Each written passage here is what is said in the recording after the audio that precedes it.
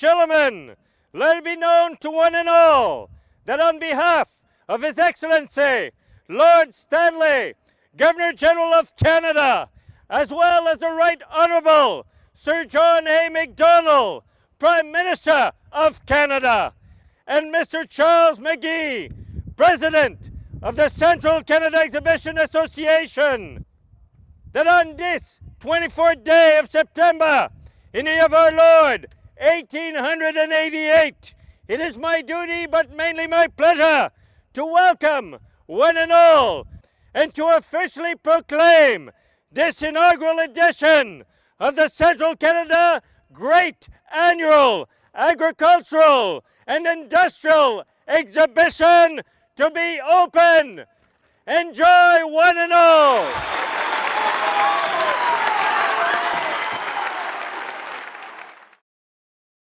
And so begins the fascinating story of the Central Canada Exhibition that will play out over the next 122 years at Lansdowne Park.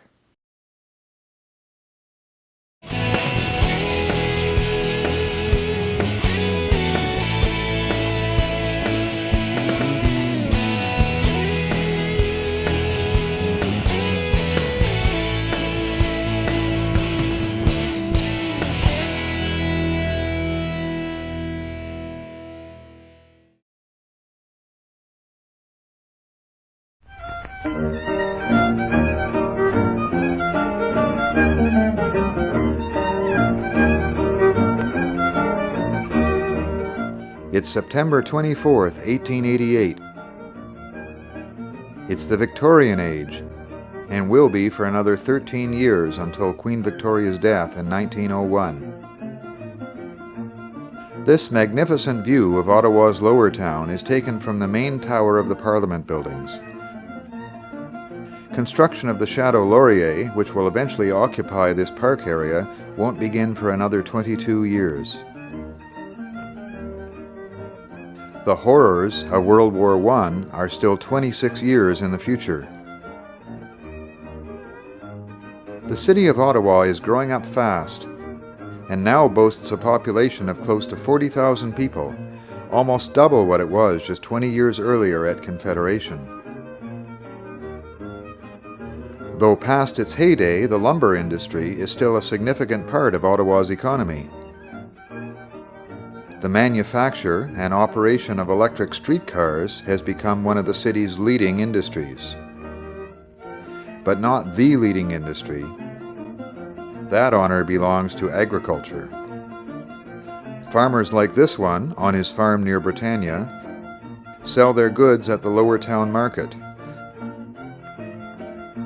This dairy farm is on the banks of the Rideau River near Herdman's Bridge. And these dairy cows are grazing contentedly in a field in Hintonburg. The Central Canada Exhibition is not the first major exhibition held in Ottawa. The Provincial Agricultural and Arts Association conduct rotating fairs which are hosted by different cities in different years. Ottawa was the host in 1875, 1877, and in 1879 had the honor of hosting the Great Dominion Exhibition. The site for these exhibitions is a scenic rural area south of the outskirts of the city, where the Bank Street Road, a pleasant country lane bordered by open fields and a few scattered homes, meets the Rideau Canal. The City of Ottawa Agricultural Society has been accumulating land at the site since 1868, and purchases the exhibition halls that were built on the grounds for the previous fairs.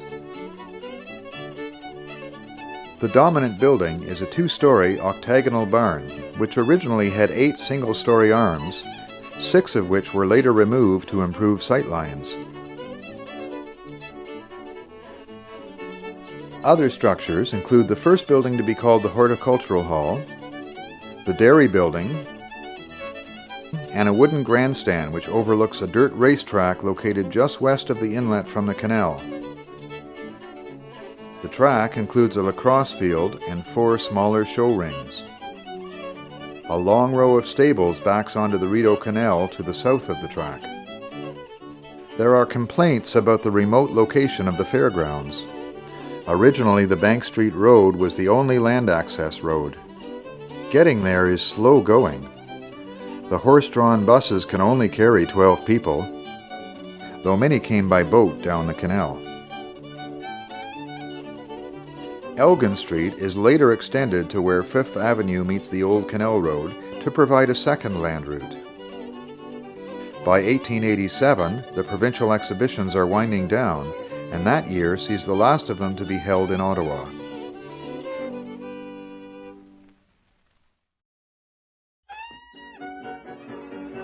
Mayor MacLeod Stewart and a group of leading citizens meet in March of '87 and discuss the idea of establishing an annual exhibition to begin the following year. It would use the existing facilities. On April 26, 1888, the Act of Incorporation and the bylaws of the Central Canada Exhibition Association are adopted by the Ontario Legislature, and the CCEA officially comes into being as a wholly independent, non-profit organization. It will also act as custodian of Lansdowne Park for the next 85 years. The stage is set.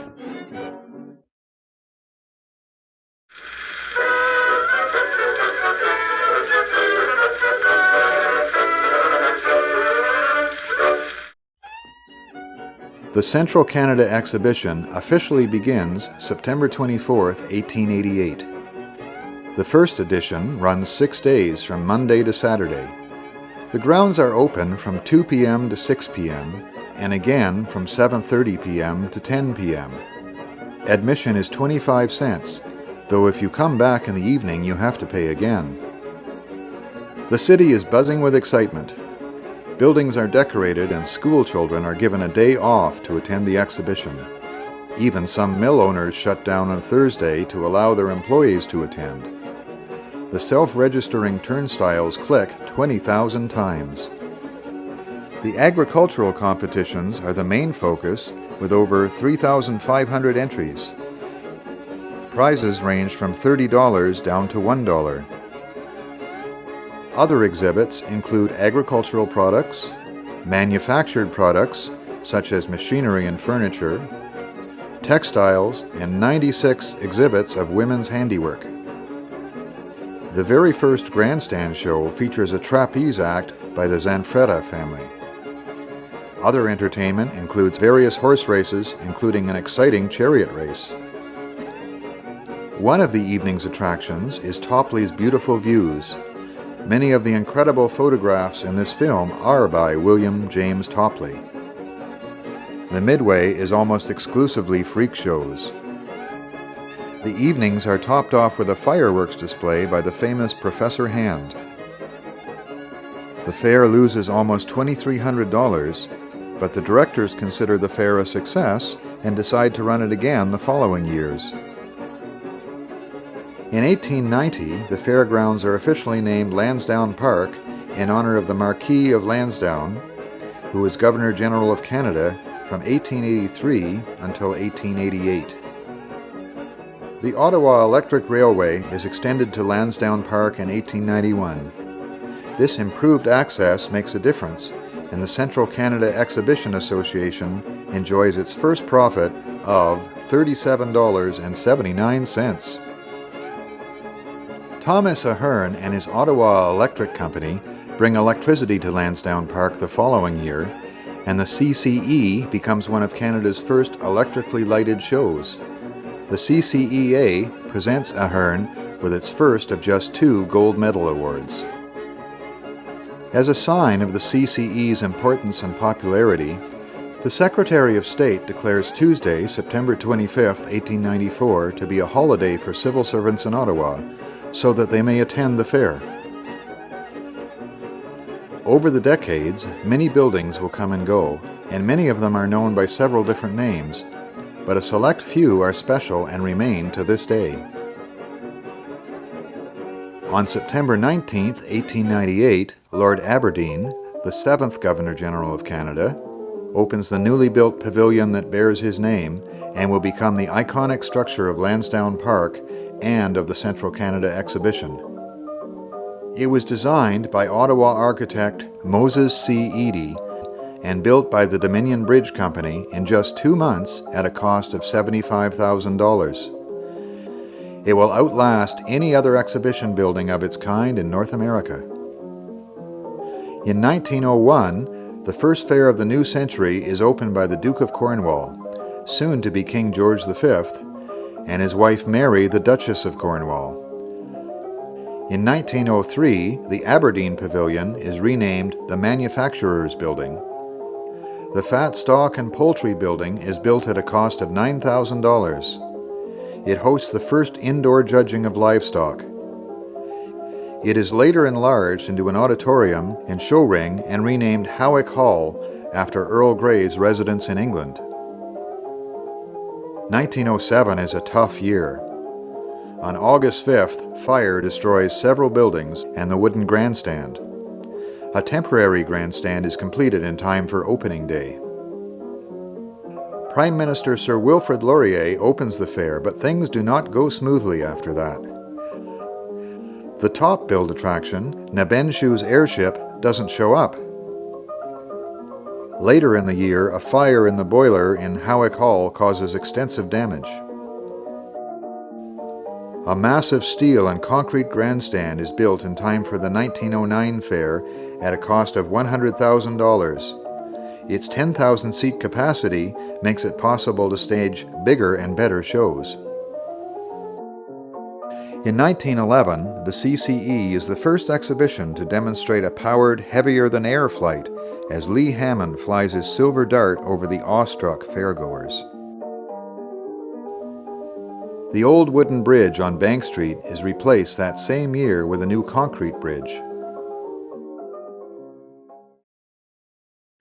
It's a long way to Tipperary, it's a long way to go, it's a long way. On August 1st, 1914, Germany declares war on Russia and the Great War officially begins. That same month, the Princess Patricia Canadian Infantry Regiment is mobilized. In front of the grandstand, Her Royal Highness, Princess Patricia, presents the regiment with colors. Several other units are mobilized and trained in Lansdowne Park throughout the war years. After some debate, the directors decide to continue the exhibition in spite of the war, and it operates throughout the war years.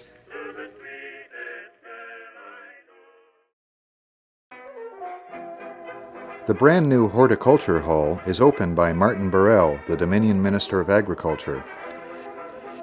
It features the prairie-style architecture made famous by Frank Lloyd Wright. The Prime Minister, Sir Robert Borden, officially opens the 1915 edition. This year, the CCE can boast of having more cattle, sheep, and swine than the Canadian National Exhibition in Toronto. Prize money this year totals $20,000, thanks in part to a $5,000 grant from the Dominion Department of Agriculture. The Midway is still dominated by freak shows, but there are some rides supplied by independent operators. Later in the year, the inlet, which had been sealed off from the canal some years ago and which had since become a stagnant lake, is filled in, adding 6 more acres to the grounds. Alex Phillips and Tom Collins established the Pure Food Show in 1916 with the intent of educating the public in the purchase of pure, hygienically packaged foods.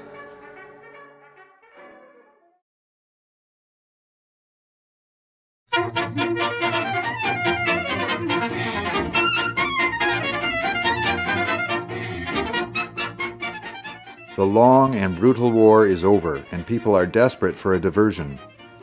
The 1919 edition of the Central Canada Exhibition fills that role perfectly. Attendance, which was previously in the 20,000 range during the pre-war era, skyrockets to an astounding 300,000. The CCEA asked the City of Ottawa for an extension of 3 more days, but are denied.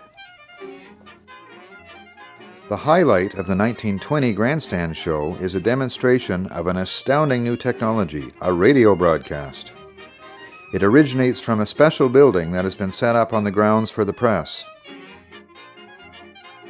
In 1924, the Pure Food Show has 140 booths featuring products from all over the country. In a very popular move, baskets of groceries are given away.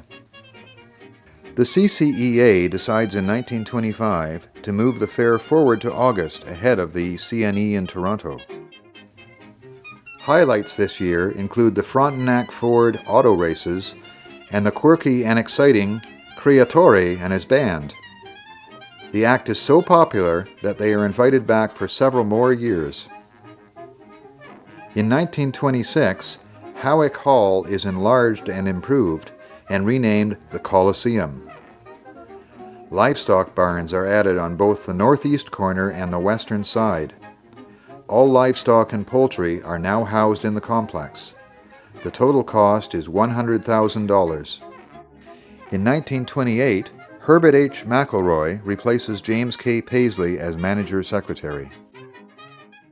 I can remember, as a kid at the fairgrounds, when he would open up the front gate and they'd be given dolls or whatever, if you were the first 100 or 1,000, whatever the number happened to be, and Herb would be there. But I can still see Mr. McElroy, walking up and down the fairway trying to see what's going on, and he'd see some kids that obviously didn't have a great deal, and Herb always had a few tickets in his pockets to give to kids so they go on the rides. In a significant move, the Junior Farmers Department is added to the fair in 1930. Out of a healthy profit of almost $27,000, the CCEA spends $20,000 on improving the grounds and submitted $5,000 to the city treasury. This is on top of a $10,000 contribution to the city the previous year. The Great Depression continues, and 1933 is the worst year since the crash in '29. Admission is reduced from 35 cents to 25 cents each, or 6 for $1 to help bolster attendance. The Pure Food Show is a godsend for many families in these hard times, including a young Shirley Moran and her family. And then they used to give out bags of samples of little tins of pork and beans, soup, cereal and that. We were poor, we were very poor and that, and we would have enough samples to do us for over 6 to 8 months. I hated to see that go. In spite of the hard times, 1933 heralds a new Midway on a scale never seen before as the world of mirth enters the picture. In those days, the Midway was the world of mirth, and it was like bringing Broadway to Ottawa every year, like the lights and the sounds, the shows, the midget shows, the freak shows. The following year, it breaks all records for Midway sales. In 1935, 13-year-old Weldon Johnston from Carp takes part in his first agricultural show along with his father. My experience with the Central Canada Exhibition, Ottawa, was mostly in the 30s. We were in a calf club. That was before 4-H came to the area. Monday evening, we enjoyed a banquet. After the banquet, we all lined up outside the Coliseum. We marched us all through the Midway and then to the Grandstand. That was a big thing. That was all free, all for us to enjoy, the Grandstand show. I'll never forget, I knew nothing about fireworks. The end of the show, the fireworks went off. I thought it was a war. Every meal, and we were given tickets, all complimentary. The tickets, 3 meals a day. At times we would go to the church booths. There was 3 or 4 at least church booths as well as others. Tuesday then was the show day. That was quite a spectacle. All the calves from all eastern Ontario, western Quebec. It's quite a day.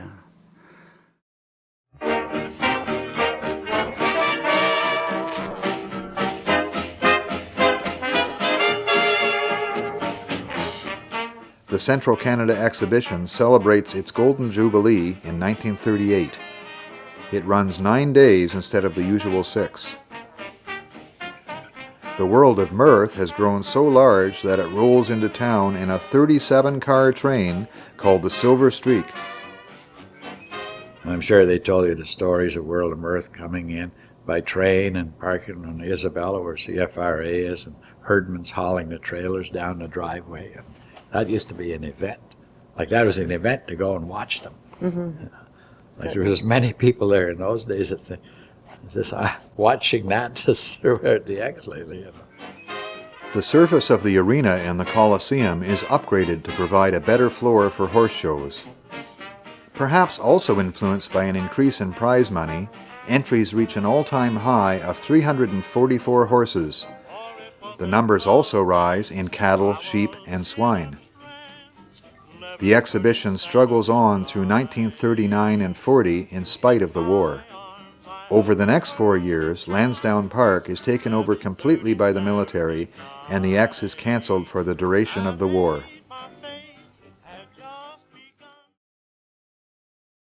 In its heyday, it was the only show in town and the greatest show in town. It was a place to go and be entertained and amused and educated, and the whole family could go, all ages, and just have a wonderful time. It was, you could eat until you were ill. You could eat things that you weren't allowed to eat at other times of the year. You know, you had the rides, you had the buildings, you had the exhibits, you had the shows, you had the car where you could win a car, you know, buy a ticket and win a car, and it was just, there was nothing else like it. If the years between the wars could be legitimately described as the Central Canada Exhibition's coming-of-age period, the quarter century from its renewal in 1947 until 1972 could equally be described as its golden age. I started to work at Lansdowne Park at the age of 17. It was just after the war ended. The army had taken over Lansdowne Park for barracks. They moved out on the 31st of July, and I started on the 1st of August. In June of 1946, the CCEA and the City of Ottawa signed a 10-year agreement in which the CCEA would have use of Lansdowne Park for a nominal fee in return for taking on the operations of the park. Of significance, this agreement stipulates that the CCEA pay for the costs of all repairs and upkeep out of its revenues. The past 4 years have taken a toll on the park and its facilities. The CCEA conducts an extensive rehabilitation of the park, which includes giving many of the buildings a facelift. The Department of National Defence agrees to pay just over $450,000 to cover the costs. Under the stewardship of Herb McElroy, who some are now calling Mr. Exhibition, the fair makes a triumphant return in 1947. The agricultural section was dominant. The Midway was relatively small, and there were large, this was before television. People brought in new products. Major stores, department stores, took large portions of what is now the Cattle Castle, was called the Manufacturer's Annex, and they showed stoves and fridges and TVs and when they came in and things like that. 15, 20 years later, Westinghouse Studio One, Betty Furness would come on and she'd show you the stoves and fridges in 30-second clips. But before TV, to demonstrate them, same with farm equipment. Big farm equipment people would come in with their new tractors and new plows and, automobiles. Some of the first automobile shows were in those early years in the X. One of the highlights of the year is the giving away of a free car. The big draw is held on the last day of the fair. The car giveaways will continue for the next 4 years and prove to be immensely popular. Attendance is 324,192, and the profits are the highest to date at almost $133,000. The Central Canada Exhibition is back, and it's bigger, better, and healthier than ever. There are so many livestock entries that construction on a new livestock pavilion begins the next year. It will be completed in 1950. The successes and profits continue over the next 3 years. The fair is extended to 7 days in August of 1949. By 1950, the CCE is the largest one-week exhibition in the country. Its prize list is second only to that of the CNE. There are hopes that the 1950 fair would break the 500,000 mark in attendance, and it comes close with a record 453,000 attendees. In yet another first, the Central Canada Exhibition becomes the first in the country to have special shows for the shut-ins. Livestock and horse entries soar as farmers realize the marketing value of the fair.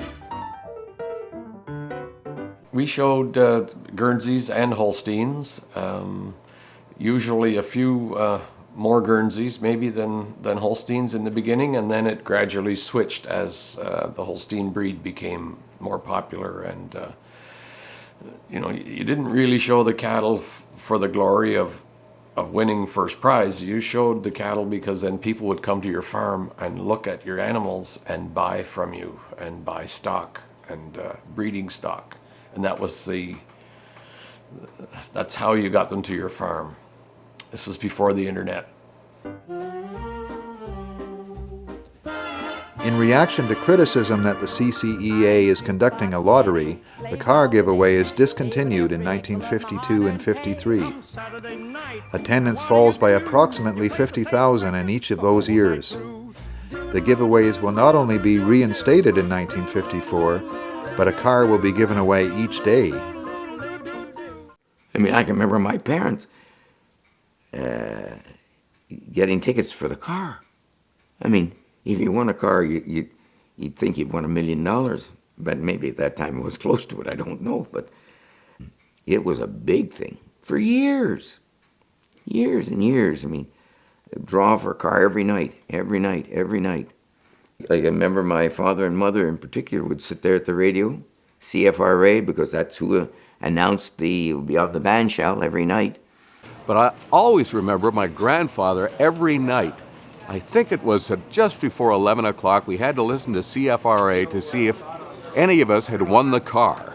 And that was a great tradition for years and years and years. We never did, but it was something we had to do to see if we'd won the car. Bert and Lois Wasmond have particularly fond memories of the car draws. Well, I remember walking to the exhibition, and my sister and brother-in-law were with us, and we were excited because we hadn't been there before, and it was added excitement because there was a car draw on every ticket, but I really didn't even think about winning it. And here I won the car, and I can still hear my wife say, "We won the car, we won the car." I thought that was pretty good too. So then the next problem was to find our way back to the main gate, because that's where you had to be to present your ticket. And we didn't know where to go. I didn't know where to go. You get in there, first time you've been in there. And I asked this guy, he was sweeping the grounds out, and I said, "Can you tell me where to go to the main gate?" He said, "I'll take you in a few minutes," and he kept on sweeping. Well, that didn't suit me very much, because the time was slipping away. But anyway, there was a gentleman there. He was from some radio station, news department, and he asked me, "Did you win the car?" I said, "Yes." I said, "But I don't know where to go to the main entrance." he just grabbed me by my arm, and he never let go. And he took me. He knew where he was going, and he took me over to where the main entrance was. I presented my ticket. They interviewed me, and so I did win the 1964 Studebaker vehicle. By the end of the 75th edition of the fair in 1953, over 11.5 million people have attended since 1888. It is estimated that over 2.5 million of those attendees were from outside of Ottawa. In 1955, Len Coulter, who was a CCEA president in 1952, and Jack Johansson, a local builder, team up to establish a dream home lottery. I always wanted to win those houses. They were always so nice. I grew up in a very nice home too, but I just loved going through it because I always had the latest, the most modern, the first turquoise fridge and that sort of thing. I just loved going through there. We always bought tickets and we never won. The home lottery will run until 1963. The homes are modular and are set up on the grounds during the exhibition. They are ultra-modern for the times and come fully furnished. The winning ticket is drawn on the last day of the fair. Unlike the car draws, the winner has 7 days to claim the prize. The homes are then moved to an area south of the city where they are set up permanently. It is a challenge to move them through the traffic on Bank Street. At one point along the way, the air has to be taken out of the trailer's tires so that the load will fit under an overpass. Most of the homes have survived well to this very day, but this particular one is about to come to a sad and ignominious end. 1956 proves to be the last year as general manager for an ailing Herb McElroy. I can remember him as a boy. All I can tell you about it is that my father spoke extremely highly of him. My father was a country farmer, showed up at the fair once a year. That would be the only contact that Herb McElroy would have with my father. But they were on a first name basis. And early in the morning, before the exhibition would open or anything like that, he tells me that Mr. McElroy made all the rounds of all the livestock areas and so on, made sure he spoke to everybody, and everybody was the same, you know. Everybody spoke to him as Herb, and he was able to call them by first name. So he was an extremely well-respected man. A new building named in his honor is added to the grounds the next year. McElroy is succeeded in 1957 by the incomparable Jack Clark, who is widely considered to be the greatest general manager of all time. His tenure begins in grand style as attendance reaches the 500,000 mark in his first year. My father was Jack Clark. He was general manager of the Central Canada Exhibition. The exhibition he lived for was his, pride and joy. We lived it, ate it, slept it. We lived in the Glebe on Homewood Avenue because my father had to have a view of the exhibition grounds at all hours. If he heard of fire reels, he'd be out there looking to make sure Lansdowne Park had not, burnt down. John Gray worked in the office for I don't know how many years, but I remember him very, very well. And actually, I feel he was my father's protege. I was so impressed even in my interview with Jack Clark, because he was, to me, he was the epitome of perfection. The way he spoke and even the questions that he asked, they weren't even relevant, but they were more of a personal. He wasn't asking me about what type of business that I did before or anything like that. He wanted to know my personality, and I think that was what got me the job. I think he wanted somebody who he thought would fit in. I remember the day I went for my interview. I was told that when you went for an interview, you should wear subdued clothing. Well, I had a red coat, but I had gloves on. And I knocked on Mr. Clark's door, and he told me later that's why I got the job, because I was polite. He was truly a person that had learned the fair business under Herb McElroy and had grown up with it, and as the exhibition grew and with all its changes, Jack was flexible enough to be able to accommodate. He was the one that put the shows together. Jack was as straight as could be. His integrity is beyond question. The CCE continues to grow faster than ever. As the number and size of the buildings increase, there is less space for on-site public parking. By 1957, it reaches the point that there are no longer spots available on the grounds, and a whole new cottage industry springs up as homeowners in the Glebe sell parking spaces on their lawns. Earliest memories of the Ottawa Ex was while we were living at 39 2nd Avenue. It was a double back there with a huge backyard, and of course we were really young, but our parents allowed us to park cars in the back, and of course it was okay back then. It wasn't a negative thing. I think it was City Council that turned it negative. But then we take the little bit of money we earned there and went to the X. They'd pay for some of their kids' tuition. That August, they'd park, 17, 18 cars a day at $6 a car in the 70s and the 80s, and then later on up to $20 a car, and they would turn it over 10, 15 times a day over the 11 days, and they would take that money and put it to good use. The CCEA expropriates several homes along Homewood in 1958 to add more space to the grounds.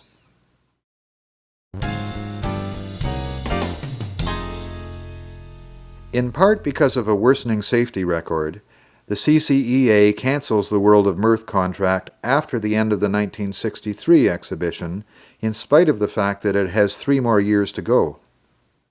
I can still see, to this day, on the Saturday night, the last Saturday night that the World of Mirth played at the Ottawa Exhibition, it's raining. It is a devastating night for an exhibition.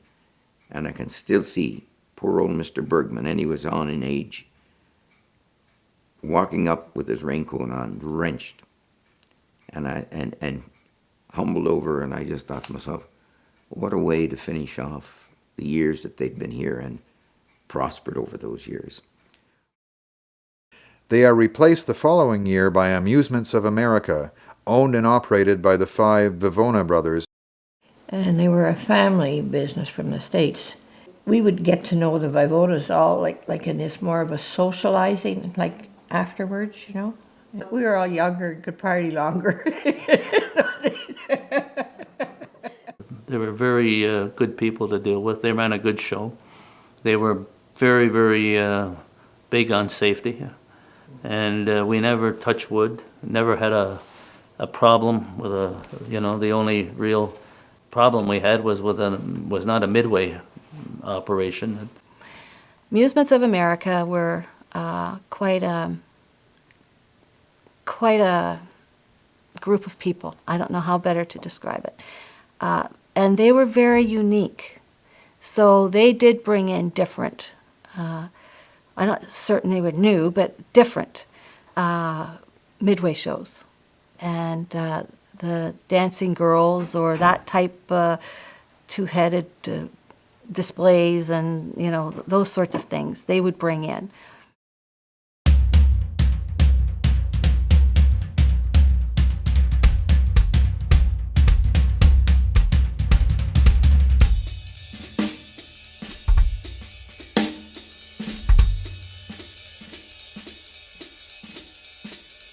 There was still some of those, like the dancing shows, women dancing, and they'd be outside of the, but you had to come in to see the whole show. All free down front, all free. And this young lady, she wears 3 bananas, one here, one there, and one yon. Do you know where yon is, sir? Thank you, sir. The way they do it so quick. But it wasn't just the games, the rides. I mean, we'd stand and they'd have these. In the evening, they'd have these burlesque girls coming out, and we'd all be standing there going, "Oh my golly," And I think you had to be 21 to get into them, but my girlfriends and I somehow managed to, I guess, look a bit older and sneak into these shows. And I never forget. I think I only went to one, but I'll never forget it because there were girls, you know, scantily dressed. Well, by today's standard, not so scantily, but for us, it was pretty scantily dressed, doing their thing on stage. And then they would come down in the audience and sort of pick a gentleman and really come on to him. And the gentleman would be, you know, responding in kind. And at the end of that show, one of the dancers went up on stage and pulled off his wig and showed everyone that she was a he. And the poor gentleman who'd been making up to her was somewhat embarrassed. And as I say, I think if he could have dug himself a hole in the floor, he would have left that way. But that was my one experience with the girly sideshows that we used to have at the exhibition. I'll never forget it. Obviously, I haven't forgotten it. The owner of World of Mirth, many years ago, his wife ran the girls' show. She gave me a job working in the back of the girls' show in what they call the wardrobe area, where I used to see the girls. I got quite an education there. See the girls with, you know, the different outfits or non-outfits that they had, and how they actually build themselves up, and did a little bit of sewing to, you know, add a little push here and there. Anyway, it was quite interesting. On one occasion, a showgirl going by the stage name Chili Pepper is arrested by the Ottawa police for being a little too enthusiastic in her act. Jack Clark hires a young lawyer named John Nelligan to represent the CCEA. I was called by Jack on a Monday morning to give the startling news that a performer on the Midway had been charged with lascivious conduct. Apparently, a lady was dancing as one of the performers, and some of her movements were not taken as acceptable by the local police force. Well, this was something that Jack had never conceived would ever happen to him or to anybody else, and he was horrified, and we had to do something about it. I wasn't particularly happy either. I was just building up my practice here, and I made the headlines as acting for this a naughty lady. Well, as it turned out, she wasn't that naughty. She had 2 children she was supporting, and she seemed to be a very decent type. And everyone agreed that this was something that we should try to keep under control. The amusing thing was once the word was out that she had been charged, the attendance at the Midway show went up remarkably, and they had one of their best years. But when they came down to watch the show, they were very disappointed because the dance she put on after the charge was remarkably dull. However, my recollection is, and these things fade into the years, we got the lady quietly out of town, and everyone agreed that no charges would be laid. And in the end, she just disappeared into the mists. When they cleaned up the Midway, I think it lost a little character there. The dancing girls were, I mean, all that stuff was more showmanship than bad stuff. But you know, I think it was for the most part quite innocent.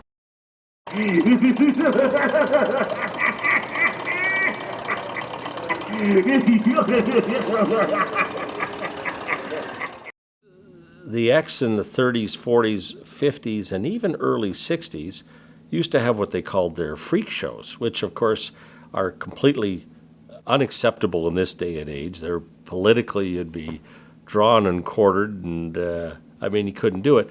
Well, the sideshow and carnival life, as it were, when it was famous, faded away back in the 1960s, because I think that between the the 40s and the 60s, people started thinking that maybe we were being exploitive when we showed people that were rather tall or rather small, etc.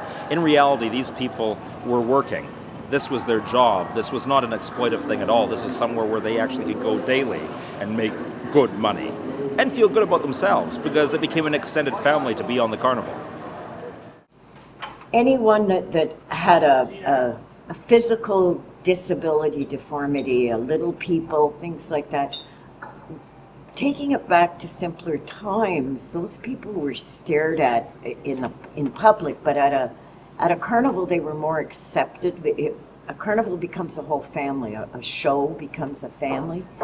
And these people made a living by talking to people in a sideshow, and made a good living, many of them. There was one that they had babies in a big jar, and that was fascinating. Siamese twins in a jar, but really, as I got older and involved in the business, I found that this was all made of rubber and in water.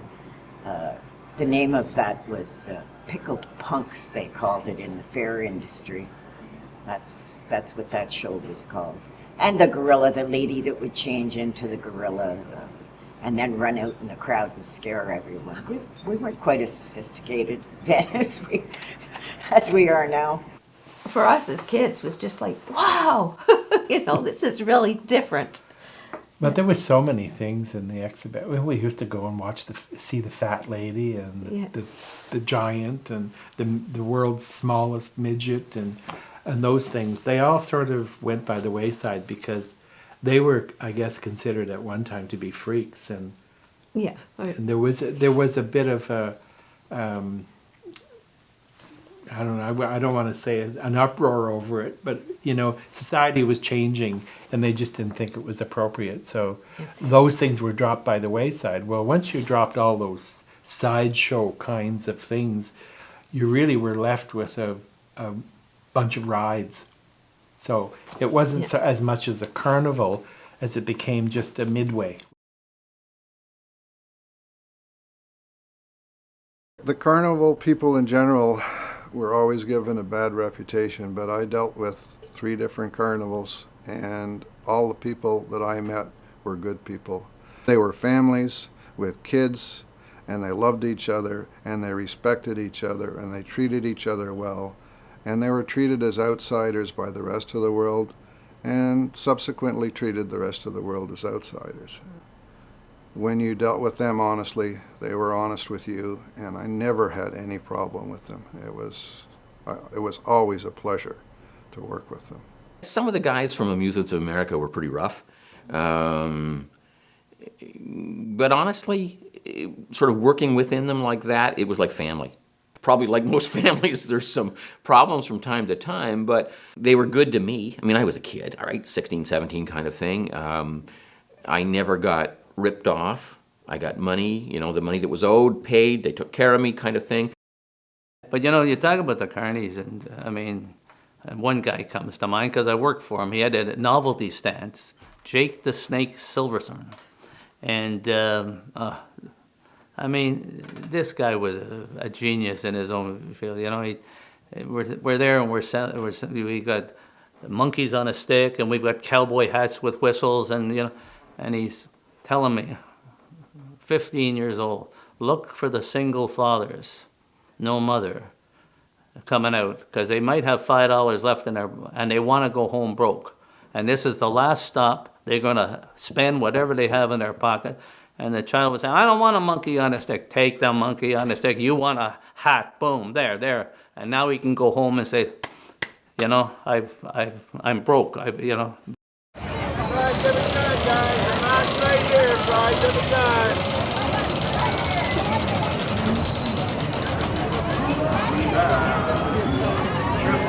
It does vary throughout times of the day. Sometimes we'll have shows over here with the BMXing and the motocross and everything. And if we're lucky, a whole bunch of people come by and they'll want to play.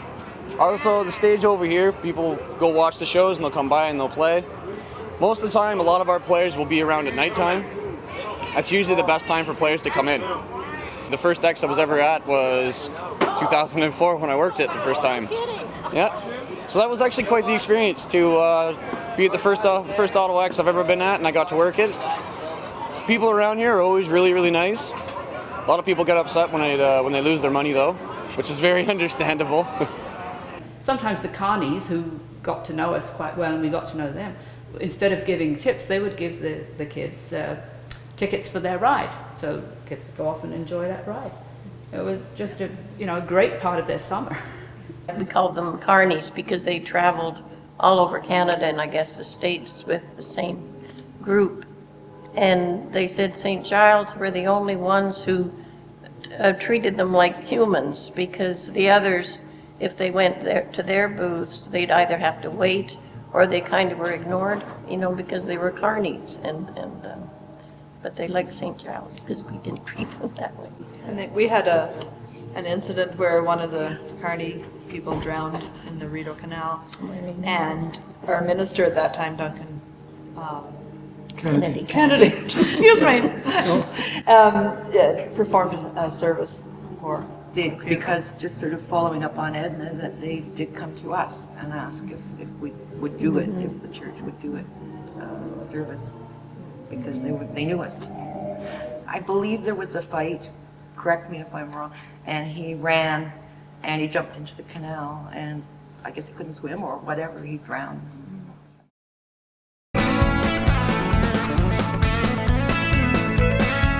For several years, the Grandstand shows have been losing money. Jack Clark and the board of directors decide that bringing in the world's top acts can turn this around. Over the next 2 decades, the list of headliners for the Grandstand shows reads like a who's who of the world's A-list stars. All the big entertainment that ever hit Ottawa came in through the exhibition Grandstand shows. And you were asking about, you know, Lynn mentioned Bob Hope, you know, Red Skelton, I remember Jane Morgan, Tennessee Ernie Ford, you name them. They played the Ottawa Exhibition Grandstand. Rod Stewart, Willie Nelson. And the show was put together by the Hammond Company out of the Steel Pier in Atlantic City. They'd bring in the Radio City Music Hall Rockettes and of course a full orchestra, which my dad was in. And they'd have a variety show and the headliner. They were big shows, you know, big productions. When these stars went on stage, of course, I was in front taking a picture of them, and I didn't get much conversation with them. But when we came back, if they were on for the second night, then we would come back with the photographs in the late afternoon when they were getting ready to do their second show, and give them a photograph and have them sign it, as in those 2 cases. I got those. It said, "To Greg, love, Olivia." My heart just went, ah. You know, she was the teenage idol or whatever, you know. So it was nice, and Johnny's was best regards to Greg, you know, so it's personalized. The Grandstand shows, I like I say, I came in and they were dwindling out, but I had the privilege of seeing people like the Beach Boys, the Everly Brothers. Reba McEntire was there one time, and I remember that there was a new band that opened for her, and it was called the Blue Rodeo, and they went on to be their own stars, and then somebody else opens for them now. I can remember back when Avril Lavigne came to the grounds, and it was a concert that probably cost the board just about an extra $5,000 to seal the deal for her to come. And I heard a little bit about Avril at that point, but I didn't really know who this girl was from Napanee. But our production people, experts at that time, said, "She's good, Cheryl.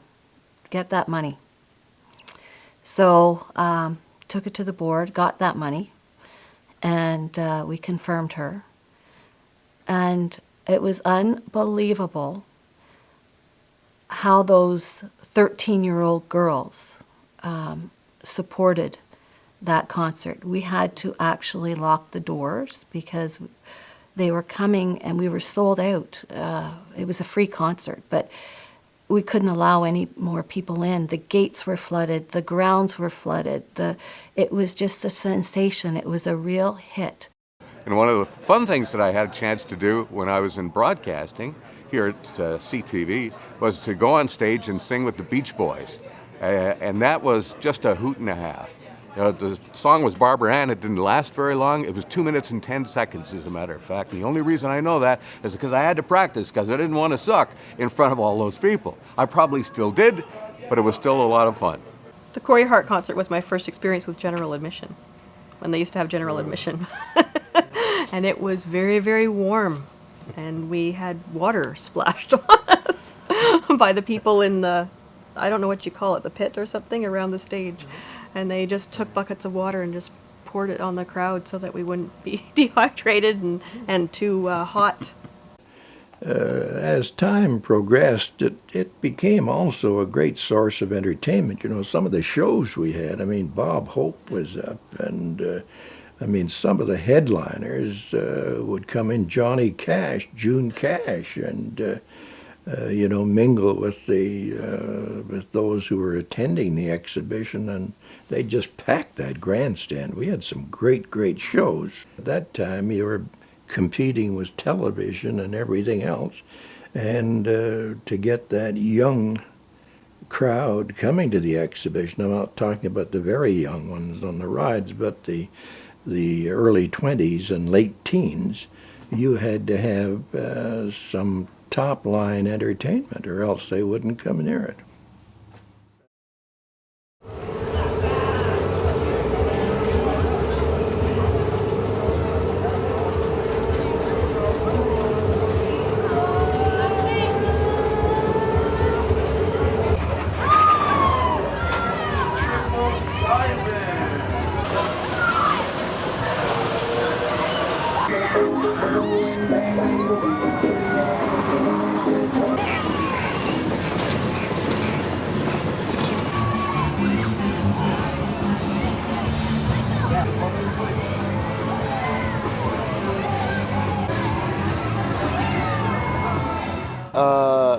It's a little disturbing, but I'm going to say it. Going on a ride and puking on somebody coming down from the ride. You know, I used to bring my nieces. They loved the rides. I was a bit of a wimp. I never went on any ride other than the bumping cars and the Ferris wheel. I'm sure people are laughing at me right now, not with me. But my nieces loved all of the rides, you know, the zipper and the roller coaster, and they had that log going down the waterfall at one point. And then rides, there was one that was called the Rocky Road to Dublin. That was a cart pulled by donkeys that went over a track that was really bumpy, and as you went over it, and it was in a tent. It was called the Rocky Road to Dublin. It was quite a ride, and it appeared at all the major state fairs. And this ride was called the Roundup, and it was a big caged thing in a circular cage where people stood up on this ride. It not only turned around, but it also elevated to almost about 60 degrees. The other photographers wouldn't do it. And I wasn't really working for Dad at that time, but I was game enough to take this 4x5 camera and try and capture the expressions of people going crazy with, you know, screaming girls and all that sort of thing. I never did see the pictures. I don't know how they turned out, or whether they were ever published or not. And then my grandmother, of course, she'd spoil the living daylights out of us, so she'd buy us whatever we wanted to eat, and then we made the mistake of going on the paratrooper. Now, the paratrooper was not quite as bad as the spinning cups, but the spinning cups, whatever you had to eat was quickly gone. We used to call it the Whirlo puke, as a matter of fact.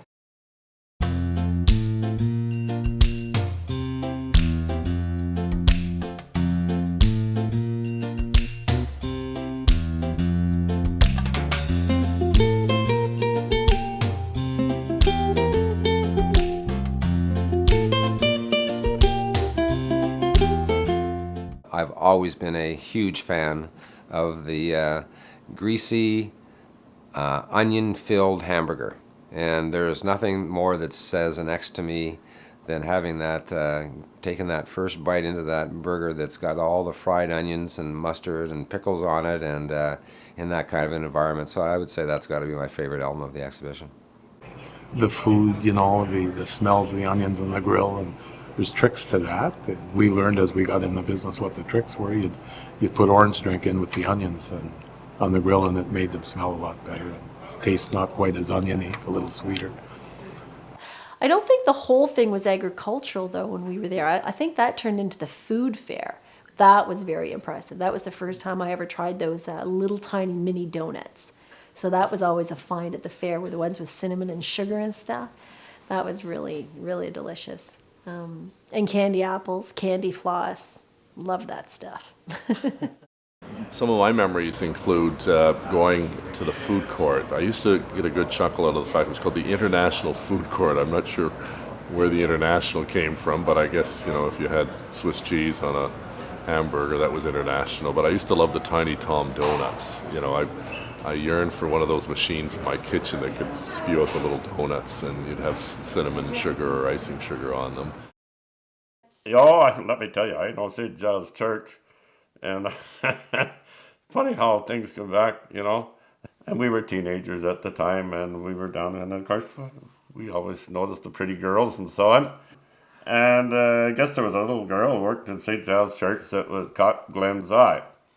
And so we'd been out doing the Midway that night, and so anyway, I headed back to the dormitory, and all of a sudden I noticed Glenn missing. No, very well, I don't know. You can find his way back, I don't know. But then, of course, he went back to St. Giles Church to this little girl and walked her home.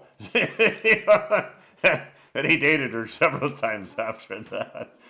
So over the course from 57 and it finished in 97, that was the last time the church participated at the X. This was an idea that my father came up with. He was amazing. He worked so hard. He was hands-on for sure. He was not just supervising everybody else. Yeah, he was sweet. He would come over and order his electrical from us, and we would do whatever we could for him. Every year we had to set up the electricity, the water, the sewage, the gas, all the infrastructure had to be put in. Everything was sort of jerry-rigged as things went wrong. So there was always stress of various kinds. As many as 29 turkeys, 800 pounds, and 200 pounds of roast beef. And Bob also peeled and sliced 50 pounds of onions. And he didn't cry. That's why he had that job. And Marie Williamson made their super gravy. They used so many dozen eggs for breakfast because the people that worked on the grounds ate at our booth. And they didn't want to eat hamburgers and nothing else for 10 days. So that's one of the reasons they liked our booth, because they could have hot turkey sandwiches and smoked meat on rye and egg salad and different things. Grilled cheese and grilled cheese and turkey burgers. That's absolutely the worst job, I think, serving, dealing with the public.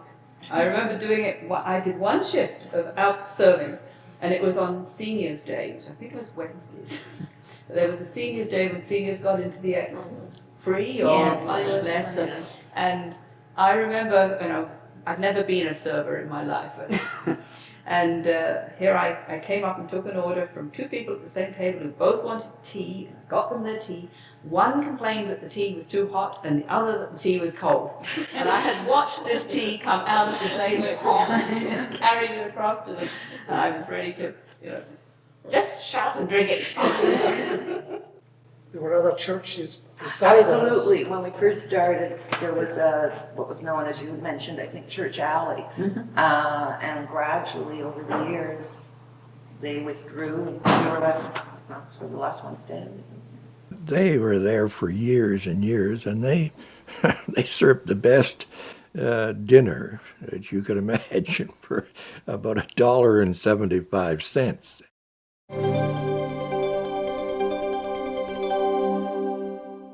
I remember when the X was all about General Grant doing a broadcast outside the fence and CFRA, and that was you listened to General Grant to find out what was new at the X, and I think we may have been borrowing that idea when we decided that we should do a live broadcast from there.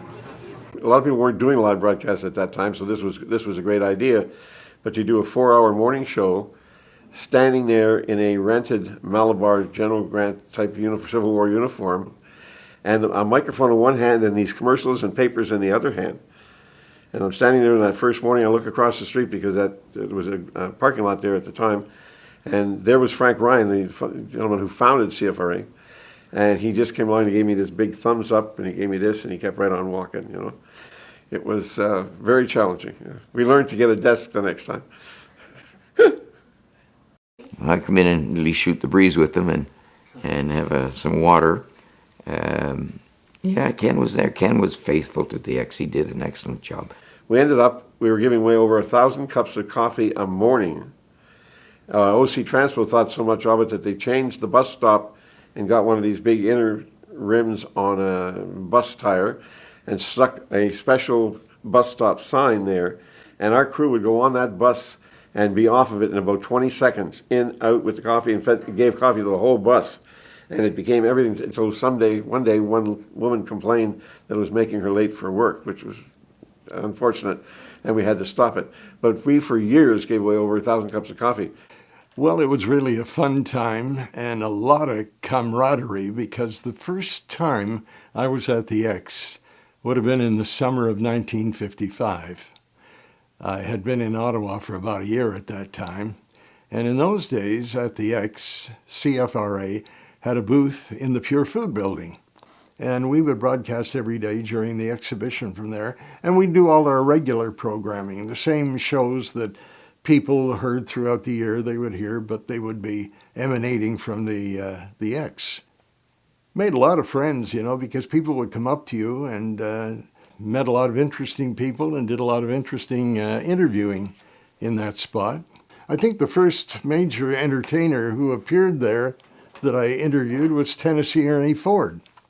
And he was very popular at that time because he had a big gold recording. I think it went, they would say today it went platinum, was 16 tons. So when I did the interview with him on the exhibition grounds, oh, wow, there was just, I don't know how big the group was, but it was almost like the second coming or something, you know. We wanted to be at the X as a broadcasting station because 800,000 people were going to go by our booth. And as it turned out, we were always the second highest attendance for the X after the concerts for the CJOH booth. People came to watch us do the broadcast, even though they didn't see much of the actual broadcast other than all the anchors were there and all the reporters were there. It was in the days before we had the live trucks, before there were what we call bell drops, where you can just plug into the ground or plug into a light pole and go on the air and that kind of thing. So technically, very challenging. But actually doing that broadcast every night, I mean, somebody could stumble on one of the cables across the area and we'd be off the air. And that did happen. We'd go to black on occasion because people weren't being very careful of where they walked. We were always set up just inside the gate, so we were the first thing that people got to see, and people got to watch us on opening night, I believe, so that we would tell them, show them what was new at the X and what was exciting about the X.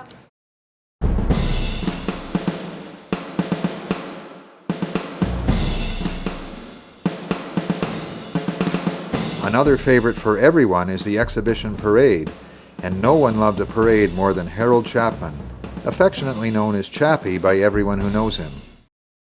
Harold Chapman, Chappie as he was better known, director, looked after that for years, and he did a great job of that parade and so on. Yeah, it was a big feature of the exhibition, that parade opening day. Of course, you missed a parade. I love a parade. I go anywhere to see a parade. I missed a parade. Yeah, I was in a marching band. I walked it for about 10 years. Best of my memory, about 10 years. I was younger then. I could walk that far. My favorite memory in the parade is one year our marching band was in the parade, and right behind us in the parade was an open car with Chubby Checker in it. He was doing the Grandstand that night, and he had the big hit with the twist at the time. So we were in the parade. We had a chauffeur, and we were in the back seat. And I remember this. We were driving along, and we were slow going. And I was here, and my wife was over on the left of me. Left, right, yeah, left. And this young lady said, "Lois." It was somebody that, one of her friends that from the hospital. And I heard different ones say, "Is she ever beautiful?" No, this is true. Is she ever beautiful? And I really enjoyed that part too.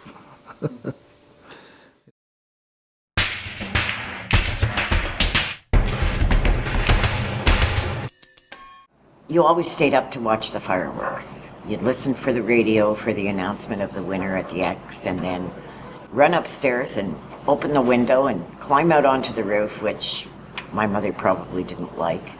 But you watched the fireworks every night. That was a big, big thing in our lives. Everyone looked forward to that. People used to line up on that bridge too, and they'd all watch the fireworks. And I remember when we used to have fireworks at Lansdowne Park. Fireworks. And I tell you, people in the community would come to Lansdowne, come and stand along the Echo Drive and along the bridge and so on to watch this great fireworks at the conclusion of the Grandstand show. Nobody complained. Oh, the odd time you get somebody who'd say the noise. But if you had one out of 10,000 complaining, you really couldn't get too serious. I mean, if you had a number of people complaining, then you knew there was something not right.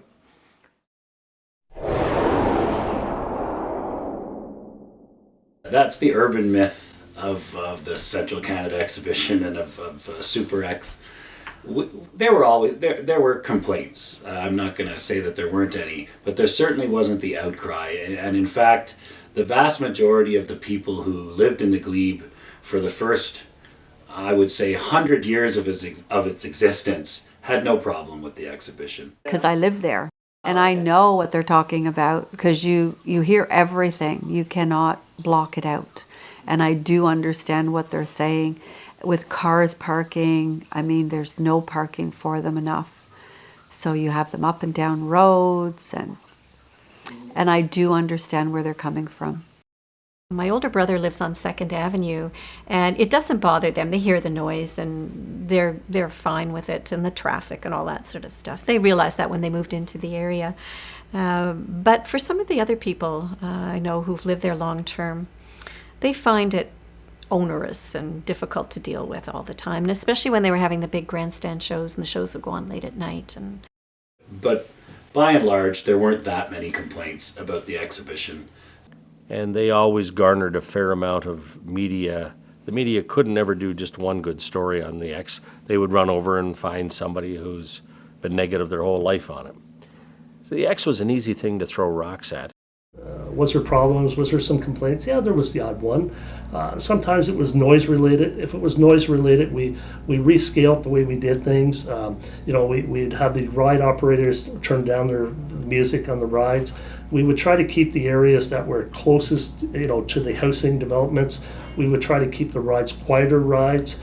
We would try to put the rides that were a little noisier, more towards the canal, and try to position the sound so it wouldn't be going out to the actual Glebe area. We would try to filter it. We would have, time restraints, at a specific time, 11 o'clock, we would quiet it all down. By 1965, plans are well underway to replace the 1909 Grandstand with a spectacular new Civic Center for Canada's centennial year in 1967. Construction is slated to start the following year. Two longtime favorite buildings on the promenade have to go to make room for the new facility. One is the Demonstration Building, and the other is the Assembly Hall. As well as being a favorite for banquets and dances, the Assembly Hall is also a favorite of the directors and hosts their daily directors' dinners during the exhibitions. Lovely building, and it was the Assembly Hall, and that's where we would go a lot after. This is before the new Civic Center was built, and that's where we would have a lot of our little parties after, and have people over. They would have an opening dinner. Then, of course, the owners of the show, like the Vavonas, would be invited. It would be an opening dinner to welcome them, and I welcome them, I suppose, and coming. So that would usually be the night before it opened. And Paul Anka put on a fabulous show there for us. Wonderful show, and we gave him lots of publicity, because do you remember when he came back and Ottawa didn't sort of receive him, you know, all that kindly or whatever one wants to call it. So we certainly made him feel good because we looked after him. Both of these buildings are demolished later in the year. And they used to have a band shell and oodles of seats where people could sit and listen to the brass bands. And you could just stop there, trees galore, well treed, and you could just sit and take a break. Just the music was just fantastic, and I think it was educational without being forced on anybody. Just the opportunity to take a break and sit, and that's when you could spend the whole day there, and you had a place to sit down, and really there was so much to see. The beloved bandshell that staged such memorable acts as Creatori is taken down the following year. The new $10 million Civic Center, to which the CCEA donates $250,000, opens in July 1967. The CCEA directors call it the most important development in the history of Lansdowne Park. The main grandstand alone boasts half again the capacity of the 10,000-seat 1909 version. The full stadium can be configured to hold up to 32,000 people. It also adds 30,000 square feet of desperately needed exhibition space. The new Civic Center pays dividends the following year. The horse show, which moves to the new facility, attracts crowds approaching 8,000 each night. This is triple what the events were getting in the Coliseum. In 1968, a new and very popular exhibit sees light for the first time. That was a great show, and for about 4 years or more we ran the Where It's At building. Claude and I grew up together and we knew each other. And he was given the challenge of increasing the youth presence at the Ottawa Exhibition. And he called me and said, would you like to come? We're thinking of putting a unique building together. And in the building, not only did we have all this artwork and everything was black lit and so on, something that today would just be taken for granted, but at that time was pretty far out. Each year we raffled off a car and the car was painted. It was a Plymouth, I recall, and it was painted with the flames going down the side. I mean, it was as far out as you could get as well. And it really, for a period of 4 or 5 years, was a major attraction. Julie Maloney, a last-minute entry, wins the Miss Central Canada crown in the pageant held at the exhibition. I got into the pageant because I was working part-time at CFRA, and our program director said I was the only unmarried woman in the station and they wanted a representative. So he suggested I enter the Miss Ottawa pageant. So I did. And we were right on the stage there, and they got a huge crowd. I can remember the place was filled the night of the pageant. So it was a lot of fun, actually. It was nerve-wracking, especially with my brothers laughing at me and so on, but no one was more surprised than me when I won. That was interesting. Later in the year, she wins the Miss Canada title.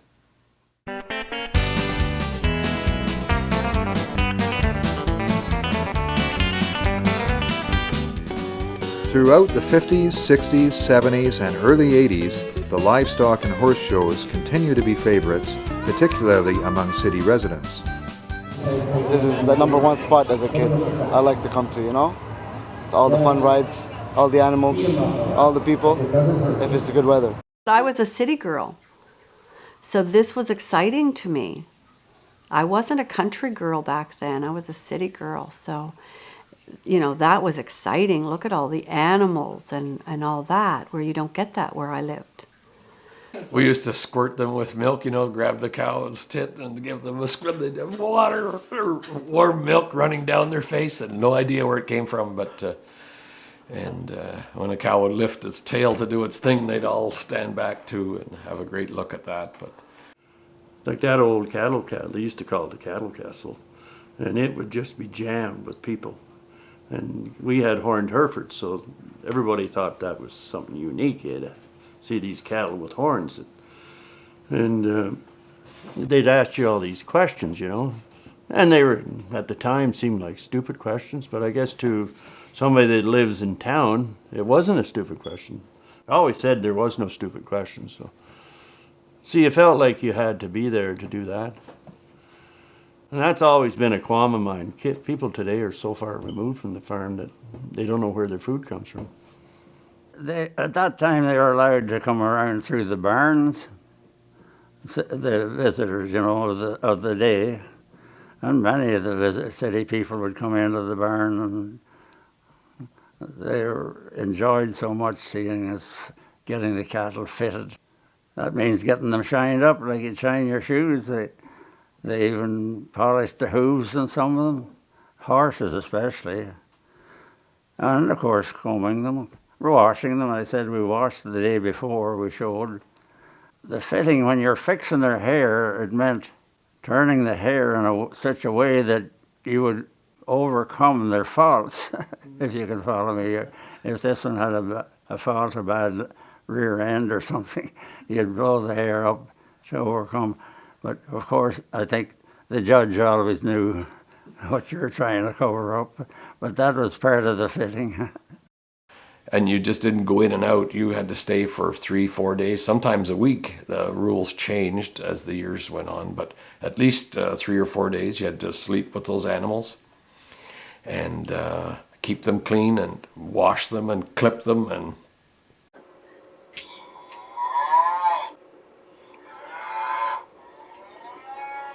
we were Hereford cattle from the beginning, and along the way through the Ottawa Exhibition, it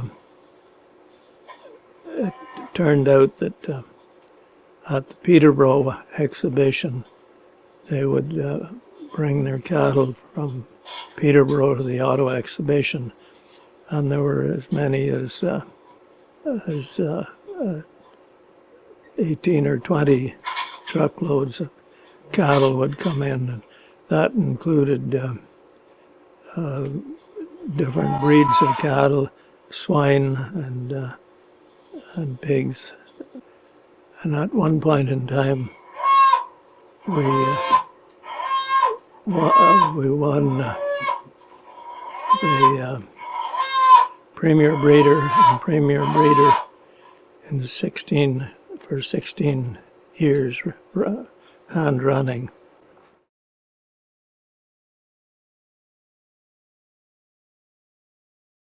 Don was a very good president. He was very good for the Fair Board. He knew the farm community, knew the horse community. Great vet, did a lot of work for the RCMP. And he was instrumental in creating a lot of good classes and a lot of fixing a lot of problems that horse shows would have. And one of the things he did was he brought in many top judges from the States. That was one of his big things. He thought the exhibitors deserved good judging.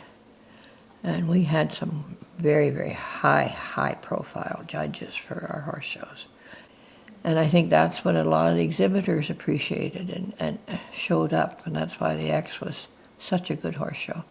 I started showing at the horse show the first year it opened after the war, which was, 47? And I was riding with the Rockcliffe Riding Club under Horace Cunningham and showed horses. I had a horse and showed it there. That was my very first involvement with the exhibition. I showed for 6 years. I showed from 1985, which was my first year of competing, and I would have been 11 years old, all the way till 1990. And through my junior years, the highlight of every summer was to compete at the Ottawa X. The stables were amazing. The atmosphere in the horse palace, or where the horses were stabled, was just out of this world. And so it was to get your horses ready. You had all your friends with you, because normally at a regular horse show you'd get ready at home, meet all your friends at the horse show. We'd all be bathing in the bathing area and braiding all together and just losing our minds, because the class we were going for in the Ottawa at the X had state classes, which was usually double or triple the prize money. So that was a really big deal, and it was in the evening. So all your aunts and uncles and grandparents would come to watch you because it was in Ottawa, and it was just we'd lose our minds. The horse pulling was a big thing at the exhibition. That would bring in a good crowd. The first Clydesdales that we bought as three-year-olds, My husband brought them home, and I said to him one day, if you ever think you're going to show those things, I'm packing my bags and going over the hill. That didn't happen. The next year he decided he'd like maybe to show, so we had to buy show harness. So I got him a pair of show harness for his birthday. So that's how you have to join them, I guess, if you're going to live with it. So from then on, we had Clydesdales and showed. The horses had to be led one by one up a ramp, a cement ramp, because they were all upstairs. The light horses were downstairs, but the heavy horses were all upstairs. Not only the horses did you have to get up there, you had to get the harness all up there. You had to get the feed all up there. The decorations, everything had to be taken upstairs, which was a lot of work. Most of the time you were either washing your horses to get them ready for the next class, because they had to be washed after each hitch. They had to be all redecorated, with their manes all braided and their tails taken up. And you had to go down a ramp and through a tunnel to get into the ring, to the show ring, which wasn't an easy thing either, because the ramp was very steep. And many times when they'd go down through there with a wagon and the 6-horse hitch on it, you had to have people hold the wagon back, or it would run up onto the horses. In 1972, the Manufacturers Building, aka the Aberdeen Pavilion, is renamed once again as the Cattle Castle. But not everything is golden. City Council passes a bylaw prohibiting parking on private lawns. A lot of the people in Glebe disliked the X is they thought we were responsible for stopping the parking on lawns. It wasn't us, it was the city of Ottawa. That was the original story. It was the city that did that.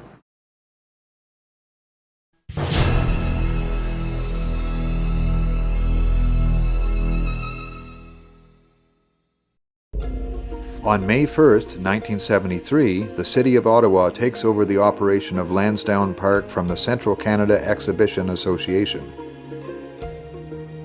Opinions vary as to why this takeover comes about. The reason it was taken over was that Mayor Benoit at that time and Laurie Greenberg, who were in charge of the board, they were always against the people who ran the fair, because the majority of them were conservatives. They were both liberals in those days. And they went after to take over the fairgrounds that had been successful up until this point and run it, because they felt it was being controlled by one group or the other, which was not true. I mean, there was a lot of conservatives on the board because they had a common interest, and a lot of them were farmers who were more prone to be in that area of politics. That's a theory that Joe believes, and I think there's probably some truth in it. Look, the city built the Civic Center. They invested a lot of money into it, and at the time there were some people, probably city staffers and also councillors that looked at our board and thought, okay, for whatever reasons, they had their agendas, but they might have looked at our board and said, look, we can't have a group of amateurs, running this, who've been running this exhibition, and just a bunch of, farmers and amateur business people running this major community facility. So we have to take it over.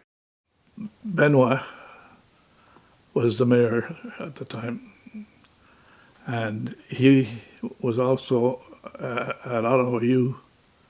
Had been at Ottawa U before this, and they were trying to get the stadium for an important football game. Yeah, we had a responsibility, to try and make sure that the field was always in the condition that it should be for professional football. And we've had a terrible week. Rain. At that time, there wasn't such a thing as tile drainage in a field. And so Ottawa University was to play at Lansdowne, and we cancelled it. Jack Clark cancelled it. You know, I'm a grad of Ottawa U. I contribute to the football program every year, and Matt Anthony's named the former coach. And, you know, but, you know, it was a tough call, but as I recollect, I was on the side of you know, prohibiting it. There was another stadium not far away that wasn't as good, but would, you know, if it was chewed up and it wasn't going to cause trouble for a pro game the next day, you know. They were the Ottawa U was very upset, and Pierre Benoit got wind of it, of what had happened, or whether he was involved in the football at Ottawa U, I don't know. But he made it quite clear that if he became mayor, that lease for the Central Canada Exhibition was not going to be renewed. And Mr. Wilson had us figure out how many cleat marks would go on that field if the university team played. But Pierre Benoit was one of the players of the university team, and Pierre resented that decision. And Benoit said, this is when he was mayor, or not before he was mayor, when he was Ottawa, he said, I'll get even with you. And that's where it started. Over one simple decision that was made in the long-term best interest of your major tenant, major being in the fall season, that was the major tenant. And because you made that decision, certain people became annoyed. And yeah, I don't know whether Pierre would recall that or not, but I sure do. In an email dated April 20th, 2011, Mr. Benoit responds, "The notion that I was animated by a desire for revenge against the CCEA board when I led the debate on the return of one of the city's most valuable and visible assets to direct city control is another of those urban myths that grow over the years. Although I confess to experiencing a moment of schadenfreude when it happened,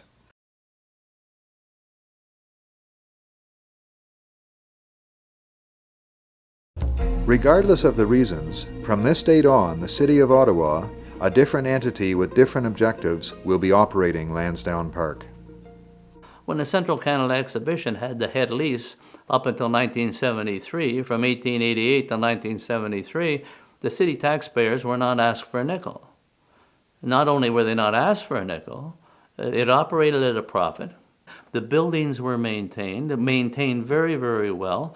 Profit of every year that the exhibition turned over to the city of anywhere from $200,000 to $300,000, $400,000.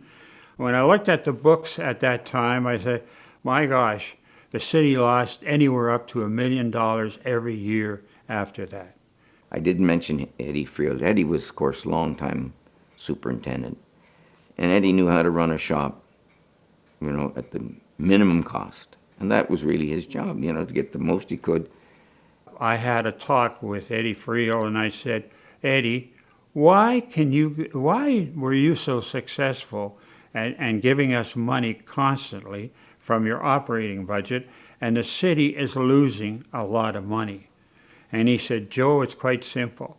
I only hired part-time staff as I needed them.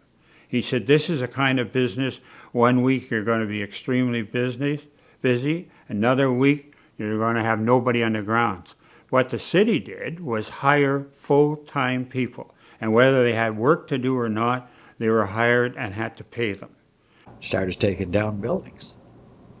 Started chopping off pieces of the park for a baseball. I mean, it kept shrinking it. I mean, what could the X do? No place to keep animals, no place to, you know, I mean,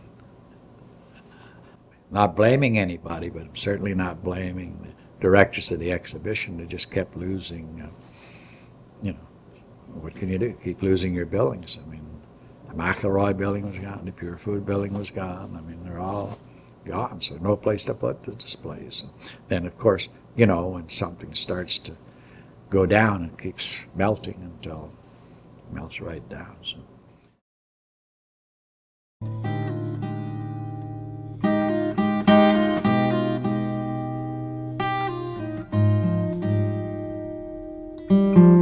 Sadly, Jack Clark passes away in 1983 after 26 years of exemplary service.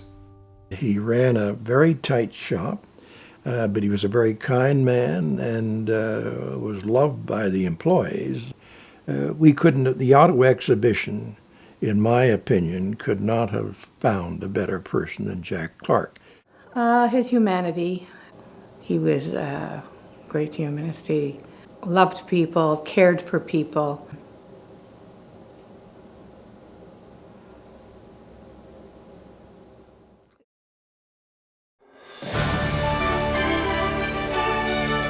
(1988) marks the 100th anniversary of the Central Canada Exhibition. The fair, now called Super X, is opened by Governor-General Jean Sauvé. Agriculture has been the central pillar of the Central Canada Exhibition since its inception. But by the 80s, the appetite for governments to provide grants for prize money is rapidly waning. When prize money was good, at one point in time, we would take a show herd out and probably take in 30 fairs, and the prize money would be quite high. You'd make more out of the exhibition type of thing than you would all of the other events. Harry Hayes, he was the Minister of Agriculture, and they cut that all off. And so when you take away the key motivators, it becomes a little less attractive. If you haven't got enough to offer, they're not going to come because it costs them a lot to get there and to get their horses ready. City Council decrees in 1988 that farmers must bring their livestock in after 1 a.m. And then you couldn't leave in the daytime. You had to stay so that the school kids could come and whatnot, and then it was be well after supper, 8 or 9 o'clock at night, before they'd let you bring a truck in to load. And you don't load in 5 minutes. But that's when things started to get a little, I don't know, not so much fun. You know, I can understand they didn't want trucks where the traffic was, but maybe move the traffic for a couple hours. But we were pretty low priority, the agricultural part of it. The barns were condemned and we they- couldn't use them anymore. They were declared unsafe. Yeah, those And they ones didn't that want were all those beside- animals in there. Some of them were pretty pricey horses, you know, that kept in a building that was kind of iffy. It was very difficult for farmers to get into the exhibition and to park, and all the facilities, a number of the facilities of the barns and so on that were meant for agriculture had become in a state of disrepair, and some of them were being torn down. So the agriculture part of it was having a difficult time to continue, and a very expensive time for the exhibition to continue that part of the show. So I was able to convince directors to join up with the Ottawa Winter Fair, who was having difficulties at that time as well, to join in together and form a show called Capital AgriFest. For the first time in 104 years, there are no agricultural competitions at the CCE. And it was a great show for about 4 years. What has actually happened, the onset of computers, also production sales, so on the part of individual breeders have replaced that need to travel to shows. For example, my daughter, who now operates our farm, sells, I would guess, close to 90% of her breeding stock over the internet. After 105 years, Joan O'Neill becomes the first female president of the CCEA in 1993. Yes, I was president of the CCEA in 1993 and 1994. I was a member of City Council at the time, and I had, just after the 91 election, I was contacted by Don Reed and asked if I would like to become a vice president, which was a stepping stone to the presidency. And I was quite shocked when he asked me, because my first comment was, "You do know I'm a woman, Don," because all of the presidents of the X had been men, and so I was quite surprised when I was asked. But I was delighted to say yes, and it was an interesting couple of years. as president. We had a new general manager. Don Reed retired, and Bernie Coulterman took over, and he was trying to spice up the X.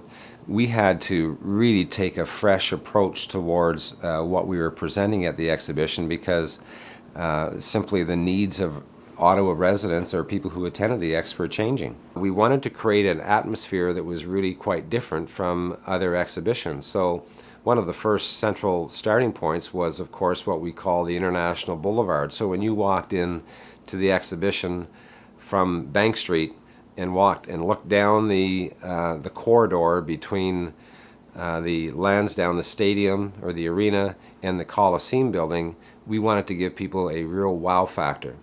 I think people really liked it. It was expensive, and it took a bit of a toll on the balance sheet. It rejuvenated it for a little bit, but it just couldn't support, the budget couldn't support continuing.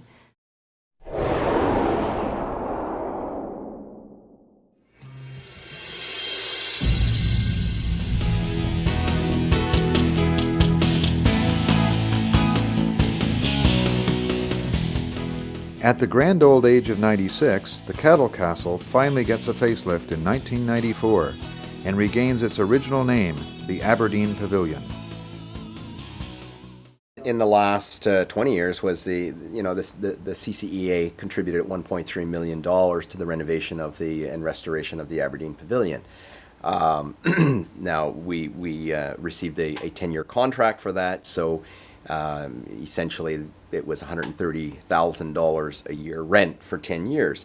However, that being said, we paid that $1.3 million up front, and essentially lost interest on the exhibition's behalf was in the neighborhood of $650,000. So certainly we are very proud to help, with the restoration of the building, because it's one of a kind and it's a beautiful, beautiful facility. It's unfortunate though that we'll no longer have the animals and so forth, which the pavilion was intended for originally in there. I mean, it was the cattle castle essentially, and that's what I guess a lot of the citizens of Ottawa will remember it as.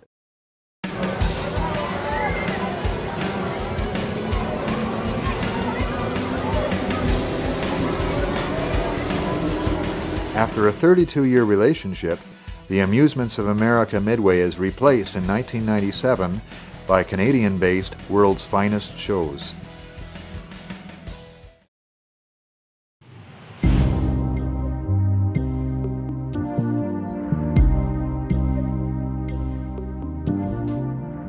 By the 2000s, pressures are mounting. The world is changing at an ever faster rate around the Central Canada Exhibition. These changes usher in a wave of external factors that, through no fault of the CCEA, will combine to change the face and nature of the fair forever. Go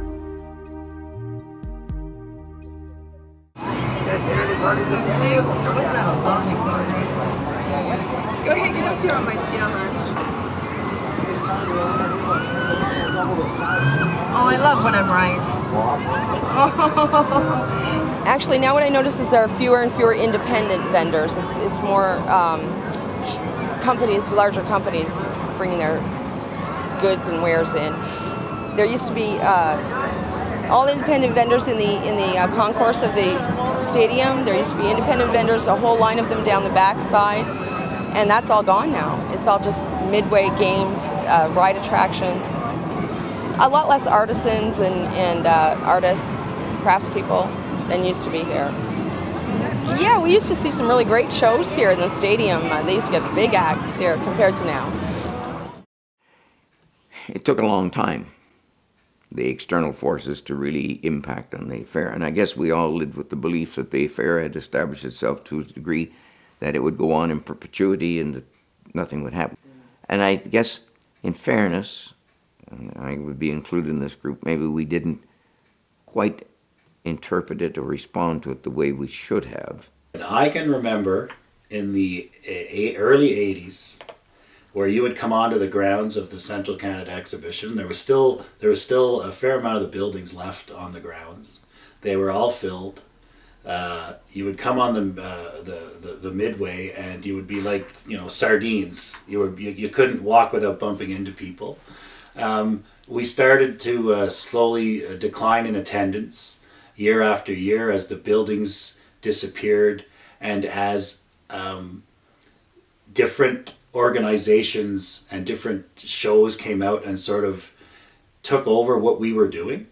There were no home shows, garden shows, cottage and deck shows, you know, consumer products, electronic shows, but we were that show. In the late 80s, the economy was still booming. But the X back then was very different because there was no Scotiabank Place. All of the big stars were used to touring, and they would tour and go to exhibitions like Ottawa's. So you would have the who's who of entertainers today. Under the new world with pyrotechnics and lasers and all the stuff that goes on, they won't perform outdoors, very seldom. They'll only perform in Scotiabank places. And so it was very different. It wouldn't be uncommon to see 5 or 6 of the best entertainers, the touring entertainers of their day in the world, come through the exhibition. So it was huge. When you came into the 90s, through no fault of the X, entertainers started, the big entertainment facilities like Scotiabank came along, and entertainers became more sophisticated in their electronics, and the show was 50% lights, you know, lasers, all that other stuff, and they all started to move indoors. I mean, all the things that traditionally were the home of the exhibition, the water park stuff, you know, with the rides, the casino was one of the largest money makers of an exhibition, but there are now casinos everywhere. So, you know, every successful area where exhibitions were making revenue to pay for the bills has been pirated by somebody else who is now making a living doing it. You know, so what used to be the domain of the exhibition is no longer their domain. At the time when I came here in 1961, it was the place to go because television was not that big, or the opportunities to interact with television was not that big. There was no place for anybody to go for entertainment, really. The National Arts Centre, I don't think, was there then, etc., etc. But we had lots of entertainment all over the place and lots of things to see. But there was no competition. There was no Discovery Channel. There was no iPods, and there was none of these things and Twitters and all this sort of stuff. This is what occupies their time now.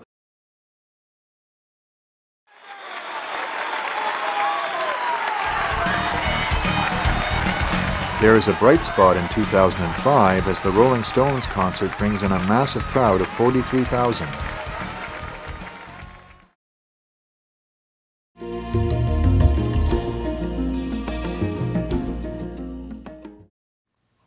To paraphrase a well-known English playwright, to move or not to move, that is the question. I think the board, like, always knew it was there. They had to move sometime, but there was no real pressure. And so they just said, well, we'll deal with that later. We got a show to do, we'll deal with that later. And so when a site came up, and it might be the excellent site, there was always this political, not so much political, but there was just, well, nobody wants to change, I guess. And a lot of these people have been around the exhibition for a long time, and they just couldn't bring themselves to say, okay, we're going to move. We had to find a new site to put our show on because Bob Shirelli, the mayor at the time, and he just came into the mayor from being chairman of the Ottawa Carleton regional chair, and he said that our time at Lansdowne Park was numbered. He made a commitment to green up Lansdowne Park, and we have to get a site or move off altogether. So the board was challenged with trying to find a site, and we looked at a number of sites throughout the Ottawa area, and one of the first ones we looked at was the Equestrian Park the Bayview Yards Agriculture Canada farm on the corner of Woodruff and Hunt Club Road. The piece of property across the road of the Nepean Sportsplex, but Capital City Speedway farm adjacent to the racetrack. But the thing I want to mention here too is that every time we looked at a site, we had to pay somebody to look into it, or an engineer to make a decision on it. And we had some money for relocation, but as we went on and as I go explain these things, each one of them had their own financial impact on us too. The racetrack would have been a natural marriage, It didn't happen, and we now have own land across the street, which might turn out to be better, you know.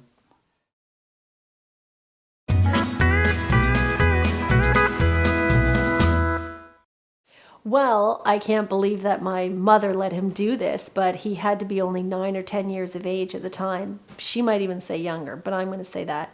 Where he was a paper boy, and so he would the same thing, save his money all year long, and this would be the thing he would do with his money at the end of the year, and that was go to the X. And he would go by himself. He would get on the Voyager bus at about 9 o'clock in the morning, go down to the X, do the rides, all the games, the whole bit. And then at about 10, 11 o'clock at night, we would see this little boy walking up the street, again, by himself, just loaded down with stuffed animals of his haul of the day. And I can't believe that my mother let him do that. But I think, again, it was a time and era where, you know, he was going to the X. There was a lot of good people there. There was not the same kind of fear that we had then. I mean, you know, you just let your kids do that. There were all those, the Red Cross people or the ambulance attendants, a lot of people, you know, vested out that you could pick out this person's in charge, they know what they're doing, and it was a safe place to send your kid. The following 2 years, I worked for the bingo people. And that was really quite an eye-opener. I had never been involved in bingo, and bingo players still kind of amaze me. I think they're a whole separate species. And so, of course, in those days, we didn't have daubers or anything. You had the cards, and on each card were 2 sets of bingos, and they would use corn as markers. People who remember the bingo joints, you basically had a big center table piled in a heap of all of the prizes you could win.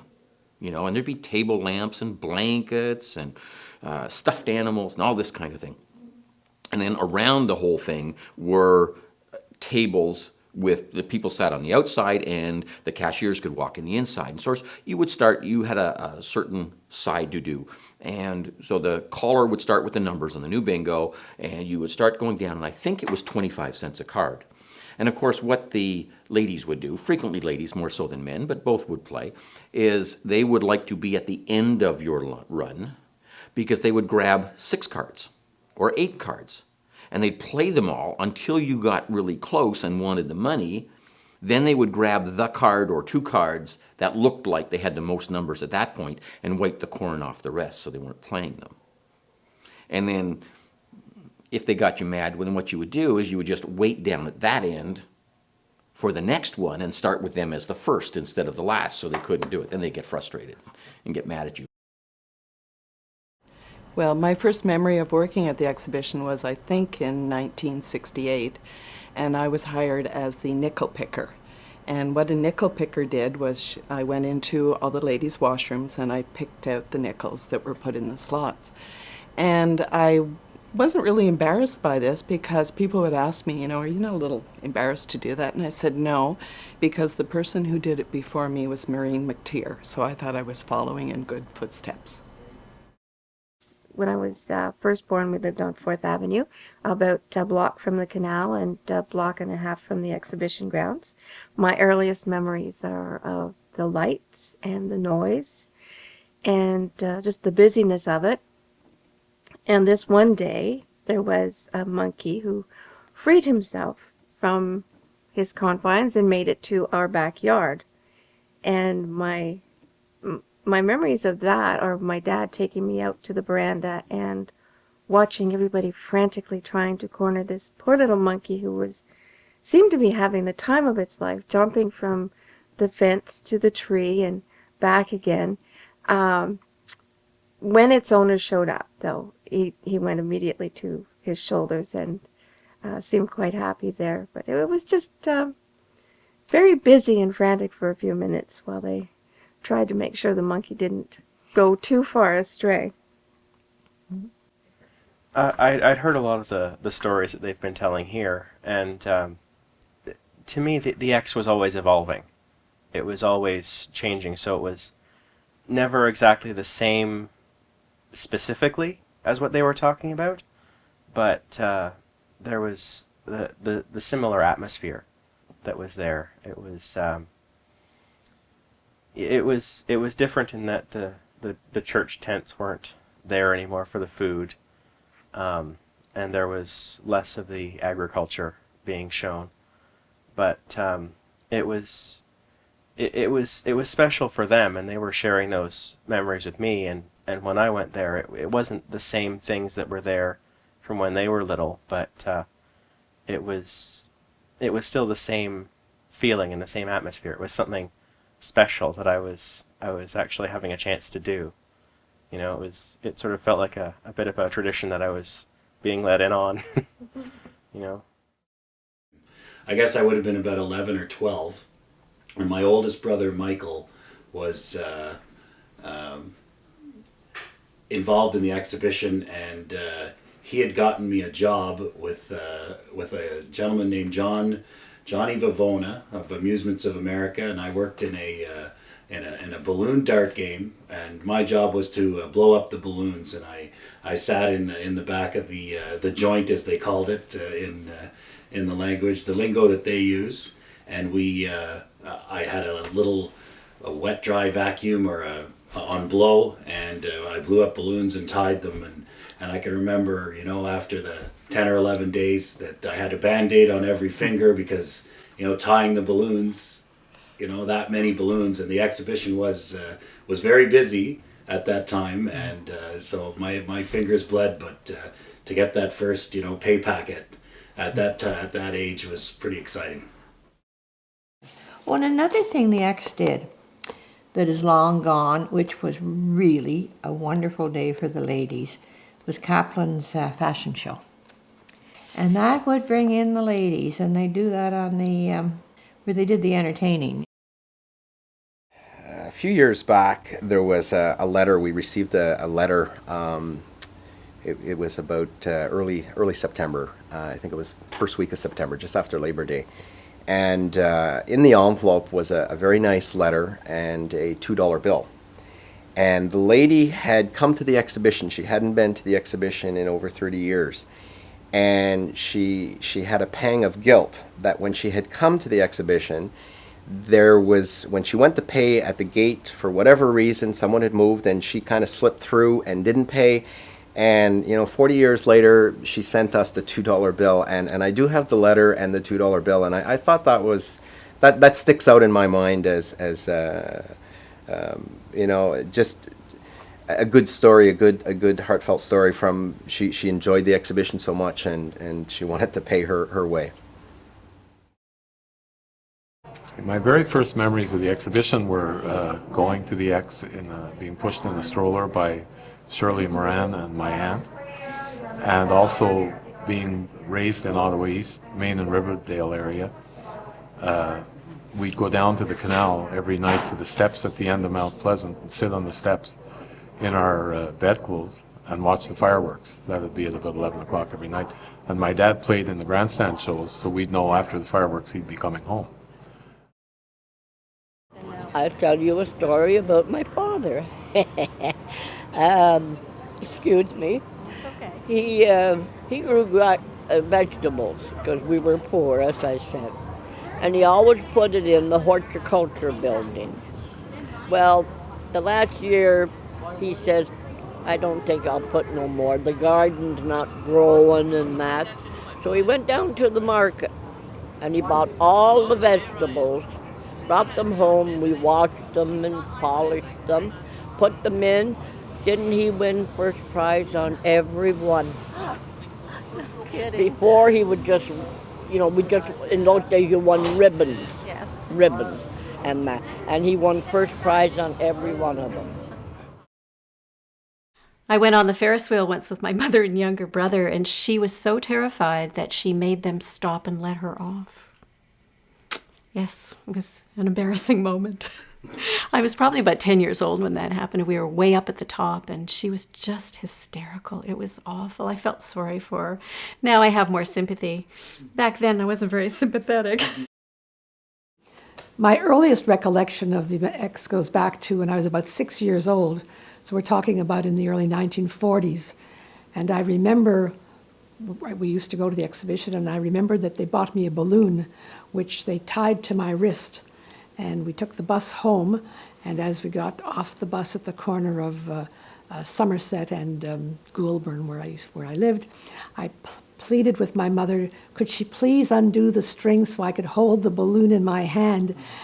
And she did, and I held the balloon in my hand for the briefest second when a wind came and took it up, and I remember watching it fly out over the Rideau River, up over the Strathcona Hospital, which was there at the time, and I thought, my mother was right, I should have kept the thing tied up. But we used to go to the exhibition because my father loved to watch the people doing the chopping and the mixing and the grinding, and he used to stand there for hours watching it. My mother liked the rides, so we would go on the Ferris wheel. She liked that. Oh my God, my story is crazy because I'm involved here now, and I grew up just across the canal on Echo Drive. So as a child, my brother and I would sit at our windows waiting anxiously for the trucks to come in, and we'd watch them set up all the rides, and then we'd come here once it was open. The last day that it was on, we'd sort of get a little bummed because we knew school was coming as soon as the X finished. But we'd stay up at night and watch them tear down, and then the next day when they were practically gone, because they tear down so fast, we would come down on our bicycles and look for money or anything that had fallen out of the people's pockets. So I grew up in Old Ottawa South, and this was like our playground. And I like the X, and I come every year, never miss a day. Oh, I like to see like the entertainment, like I said, dance and music, jazz. That's what I like. You got the crowd. You got older people, you got young people. So this way makes it interesting for everybody. Being born and raised in the Ottawa region and being a French Canadian from the Quebec side in Hull, the Ottawa Exhibition was a big thing. I came from a large family, and the Ottawa Exhibition gave us a chance to go out as a family, which was very, very rare in those days. It wasn't that expensive. We could take a special bus that left directly from Central Hull and came directly to the fairground, and every night would go back. And we would come here, and my dad would give us our allowance. Mom would go to bingo, and he would go see the agricultural, and he would go see the different exhibitions, and of course we would go for the rides. And but the first live show I ever saw was here at the Ottawa Exhibition. And it was Liberace, I remember. And he made a grand entrance in this great Rolls Royce driven by a beautiful tall woman wearing a long dress. And it was very impressive. Of course, the Ottawa X really ran for a good 10 days. So you always put, in the beginning, we would have 2 flower shows. We would put the first flower show on, say the first maybe Friday, and then you'd go back on Monday and take your flower entries out, and then you'd do a brand new show again. Or the young boy from Canada who jumped up on the stage with Bryan Adams and took Bryan Adams' guitar and played and sang Bryan Adams' song. And so we looked down and he goes, "What do you want?" But instead of looking at that guy, he looked at me. And I said, "I want to play." And he goes, "Okay, let's go." And he goes, "All right, what do you want to do?" And I said, "Oh, let's play Run to You." And he goes, "No, I actually saved that for the later on in the show. Maybe," he goes, "Do you know Cuts Like a Knife?" I said, yeah, of course. Let's do it." And he goes, "All right." Don't know if he grabbed me, but he stopped me before we went out, and he just kind of looked at me and goes, "Let's do this," like kind of the look, just don't make a jerk out of me here. Don't make me look bad. I'm giving you a chance. Let's, kind of look. And I just remember looking right at him. I said, "Let's go." And then, so we went out, and I think he was a bit nervous about the thing because he was like, his crew are looking at him like, what is he doing? Anyway, so he introduced me, and yeah, he asked me my name, and so he introduced me, and we just started going. And you could see as it progressed. I mean, it only lasted maybe 5-6 minutes, you know. But as it progressed, you could tell that he was, I think, a little more comfortable with it. And then by the end of it, he was just like, man, cool stuff, you know.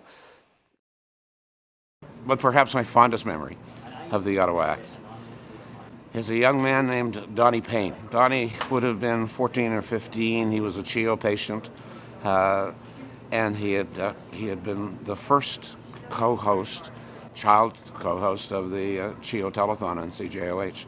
He had cystic fibrosis. So Donnie became our X reporter. Hi, did you know that the X is more than games and rides?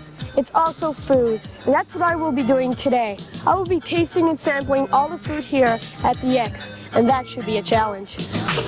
After tasting all the food in the X today, I can't forget my most favorite stand of all, the Polish sausage stand. Thank you very much. But of course, I must admit I am a bit biased because I am a bit Polish.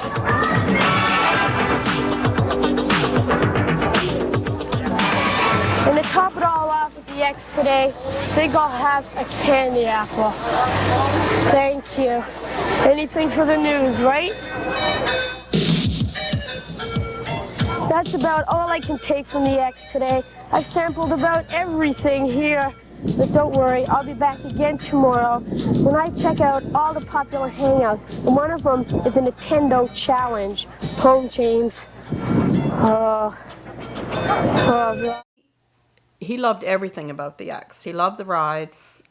He loved trying to win. He loved games and competition and stuff like that. And he, the food, of course, he loved. But I would have to say the animals in the little farms. And he actually got to hold newborn baby goats, and he had his own pet turtles at home, and he just loved animals. This little girl was born 11 o'clock this morning. Mother and daughter are doing fine. Hi. This is what fairs are all about. How are you? And he was brilliant. He and cameraman Brian Morris found things about the X that only a kid would see. The adult reporters wouldn't have been able to discover a lamb that was born overnight at the X and turn it into a 5-minute documentary. And every night there was that kind of story from Donnie. And the people at the X noticed that the attendance was increased, and by the end of the X, more than 100,000 people over last year had come to the exhibition. And the young lad is just a bright lady, just a lovable type of guy, and sharp, bright youngster. And he's promoting the fair, and he's doing a better job than, you know, the professionals that we've hired to do it. That year we made $800,000. $800,000 was 4 times what it had happened before. And he was back the next year, and I think we made $600,000 that year. And in no small part due to him. Yeah, the attendance, especially the second year when Mr. Guzzo, I think, was the president, then he made Donnie an honorary director. And he was very proud of that medal when he got that day. These two pins up here were presented to him by the head of the X. Gary Guzzo. Gary Guzzo, in 1989 and in 1990. And they made him an honorary member of the board of directors of the X in 1990. Just sort of to recognize that they felt that some of what Donnie had been doing had helped to actually increase the number of people who had attended. So Max gave him opportunities that he readily seized, but Max made open doors for him and made his 2 years in Ottawa and his last 2 years of life just filled his life. Yeah. Oh yeah, filled. Yeah. This ride here is meant for kids. Now, not kids my age, but I'm enjoying it anyway.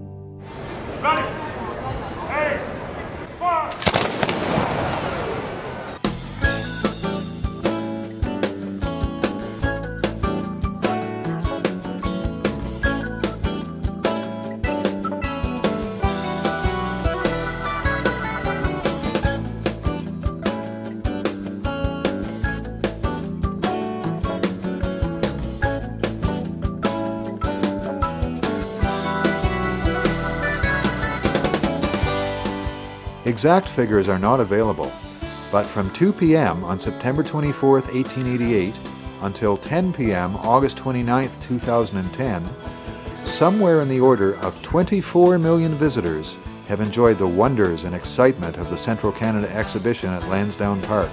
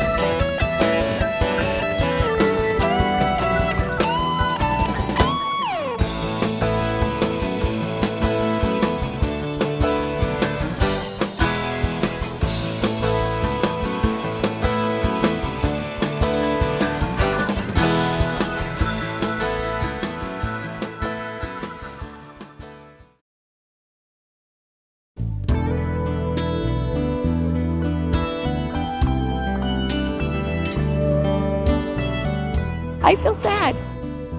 I feel really sad. My wish would be for them to stay here because this is where it has always been. There is so much history here.